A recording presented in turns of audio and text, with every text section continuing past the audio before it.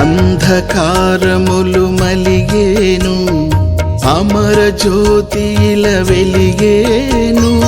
మోదభరిత గానముల్ మేదిని ఎల్ల ధ్వనించెను.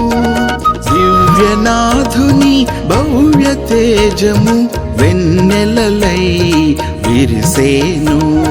సృష్టి అంతయు దీప్తిమంతమై దివ్య కాంతితో మెరిసేను.